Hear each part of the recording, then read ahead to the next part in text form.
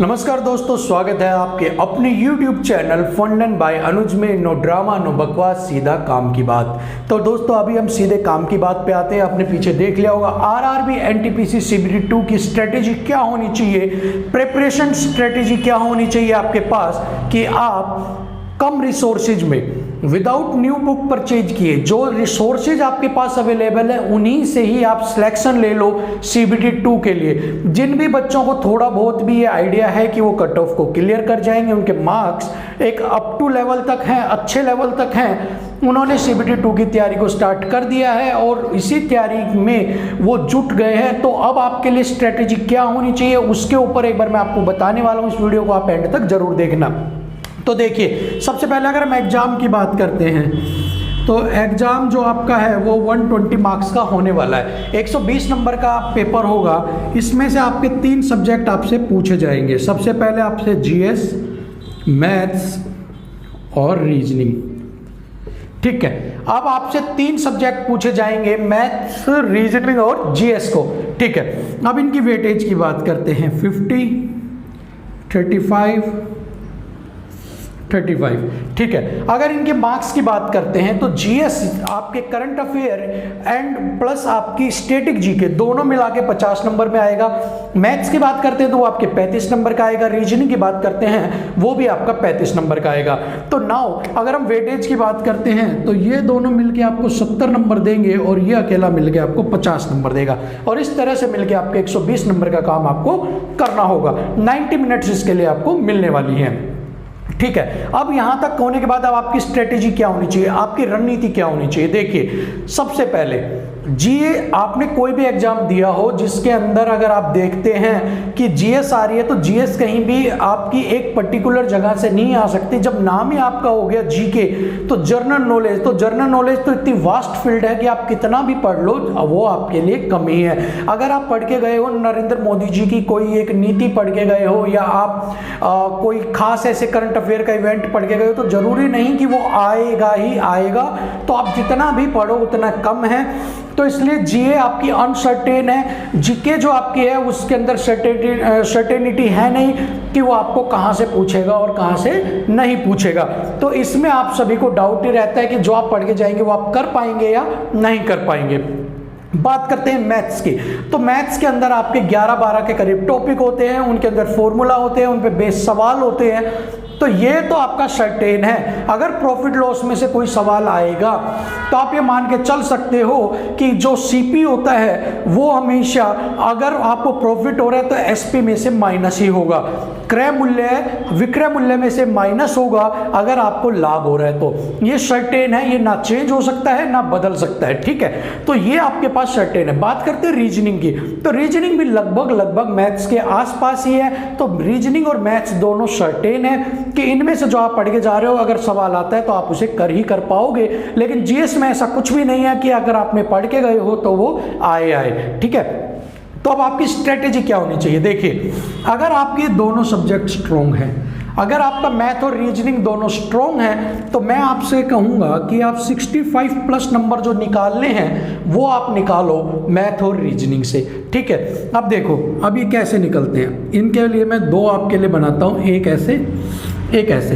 देखो, यहाँ मैथ्स, यहाँ रीजनिंग, यहाँ मैथ्स, यहाँ रीजनिंग। ठीक है, अब देखो कुछ बच्चों का मैथ्स बहुत ज़्यादा स्ट्रॉन्ग होता है। मैथ्स इतना स्ट्रॉन्ग होता है कि उनको मैथ्स में कुछ करने की ही जरूरत नहीं है, उनका बाय बर्थ ही स्ट्रॉन्ग होता है। ठीक है, कुछ अपनी मेहनत से स्ट्रॉन्ग कर लेते हैं। तो मैथ्स के अंदर अगर आपके 35 में से 35 भी आ जाए तो भी बड़ी बात नहीं है। लेकिन हम प्लस माइनस लेके चलते हैं कि एक आधा सवाल तो अटकता ही है। तो हम इसमें से मान के चल सकते हैं कि आपका 32 प्लस नंबर तो आप मैथ्स में अगर स्ट्रॉन्ग है तो आप ले ही लोगे। ठीक है, 32 प्लस नंबर आप 32 या इससे ज़्यादा आप ले सकते हो, लेकिन 32 तक आप निकाल लोगे। 3 सवाल हमने छोड़ दिया। सेम रीजनिंग भी आप 32 प्लस ले सकते हो। ठीक है, तो अगर आप दोनों 32 प्लस लेते हो तो लगभग ये आपका 65 का करीब का आपका काम बन जाएगा या ज़्यादा का भी बन सकता है। अगर हम ऊपर की बात करें कि अगर आपकी मैथ्स बहुत ही ज़्यादा स्ट्रॉन्ग है, अगर आप यहाँ से 35 निकाल लेते हो, 35 नहीं तो 34 निकाल लेते हो और यहाँ से भी आप 33 निकाल लेते हो तो भी आप 67 के करीब नंबर अटेम्प्ट कर लेते हो।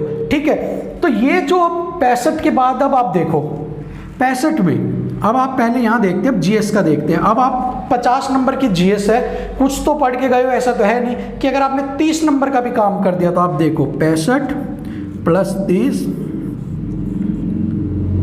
95 नंबर, और अगर इधर आप 30 कर देते हो तो 97 नंबर।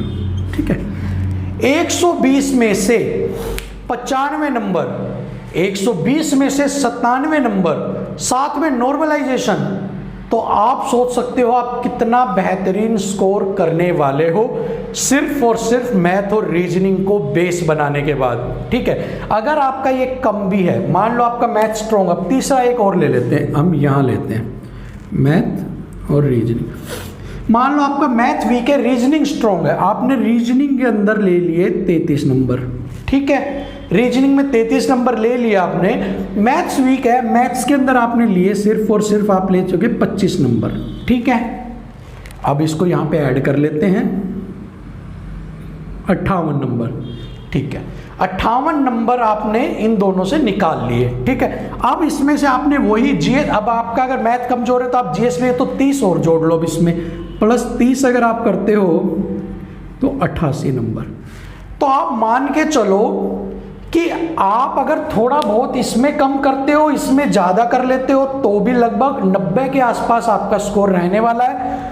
और अगर एक कंपटीशन एग्जाम में 120 में से 90 अगर आपका स्कोर है प्लस नॉर्मलाइजेशन आपको मिल रहा है, तो आप सिलेक्शन के बिल्कुल नज़दीक हो, आपको किसी चीज़ की ज़रूरत है ही नहीं, क्योंकि 120 में से जो कट ऑफ जानी है वो आपकी ऐसे तो है नहीं कि 100 नंबर चली जाएगी या 110 चली जाएगी, वो लगभग अगर आप इतनी एक ह्यूज क्वांटिटी के अंदर अगर आप बच्चे बैठते हैं तो लगभग आपकी 80 के करीब, 85, 87 के करीब रहने की उम्मीद रहती है, और रहेगी भी इतनी, आप देख लेना, क्योंकि ऑलमोस्ट अगर हम प्रीवियस ईयर को रेलवे को कंपेयर करते हैं तो इससे ज़्यादा वो नहीं जाती है। ठीक है, तो भी आप इस स्कोर के बाद सेफ स्कोर के अंदर आ जाते हैं। तो आपको अपनी जो स्ट्रेटेजी बनानी है, आपको जो अपना बेस बनाना है, वो इन दोनों को लेके बनाना है। ठीक है, इन दोनों को, कुछ लोग कहेंगे हमारी तो जीएस स्ट्रॉन्ग है, तो आप जीएस स्ट्रॉन्ग है तो आप जीएस करो, लेकिन जीएस अगेन अनसर्टेन है, कुछ नहीं पता उसमें से क्या आ जाए। हो सकता है आप 30 नंबर की मैं कह रहा हूँ, हो सकता है आप 10 नंबर भी नहीं कर सको। आईबी का एग्जाम आपने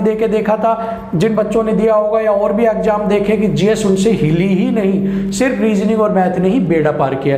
तो आप इन दोनों के अंदर आप इन पे अपना बेस जरूर बनाइए। अब है आपका दूसरा सवाल कि बिना नई किताब खरीदे, बिना आपका कम रिसोर्सेज में, बिना खर्चे के, अब हर कोई तो अफोर्ड कर नहीं सकता मोटी 1000 रुपए की किताबें, आप कैसे तैयारी करें।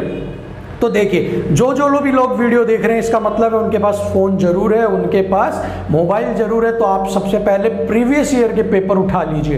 अब प्रीवियस ईयर के पेपर सिर्फ रेलवे के नहीं उठाने, आपको railway, SSC, CGL, CHSL, MTS, जहां का भी पेपर मिलता है आप उठा लीजिए, और उसमें से जो आपके टॉपिक है मैथ, रीजनिंग, इनके क्वेश्चंस को सॉल्व कीजिए, क्योंकि मैथ कोई भी एग्जाम हो सेम रहता है, रीजनिंग कोई भी एग्जाम रहे सेम रहता है। जीएस के लिए आप, करंट अफेयर के लिए आप कोई भी एक मैगजीन से, एक न्यूज़पेपर से आप पढ़ सकते हैं। ठीक है, तो प्रीवियस ईयर के पेपर आप नेट से डाउनलोड करके सोल्व कीजिए, आपकी तैयारी हो जाएगी बिना किसी बुक के, ये मेरी गारंटी है। साथ में अगर आप कहते हो कि आपको एक पीडीएफ चाहिए डेली, कि आप हमें एक पीडीएफ प्रोवाइड करवा दो टेलीग्राम लिंक पे, कि जहां पे आपको डेली हम प्रीवियस ईयर के पेपर्स की एक पूरा पेपर बना के सेट आपको देते रहे, तो आप हमें कमेंट करके बता दीजिए, आपके लिए हम वो भी करने के लिए बिल्कुल तैयार हो जाएंगे। आपको बिल्कुल फ्री में, बिल्कुल कुछ ना लेके ना कुछ दे के हम आपको वो अवेलेबल करवा देंगे, क्योंकि हमारा मोटिव सिर्फ आपका सिलेक्शन है, आपसे कोई अर्निंग करना नहीं है।